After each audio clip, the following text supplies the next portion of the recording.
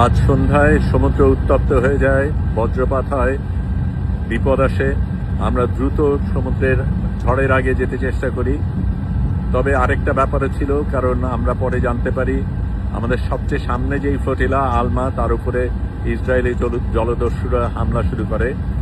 আমরা এই উত্তপ্ত সাগরের মধ্যে যত দ্রুত চেষ্টা করছি এগিয়ে যেতে।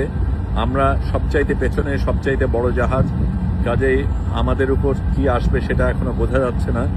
কিন্তু ইসরায়েল যেটা চেষ্টা করছে সেটা অন্যদের উপর আক্রমণ করে আমাদেরকে সাবধান করার চেষ্টা করছে, আমাদের ভয় দেখানোর চেষ্টা করছে।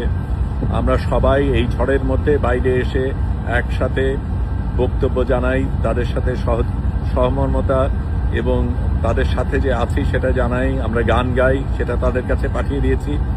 আপনারাও যে সাথে আছেন, আমাদের সাথে, তাদের সাথে, এবং ইসরায়েলের বিরুদ্ধে আপনারাও যে লড়াই করছেন সেটা আমাদের জানাবেন, তাদেরকে আমরা পৌঁছে দেব।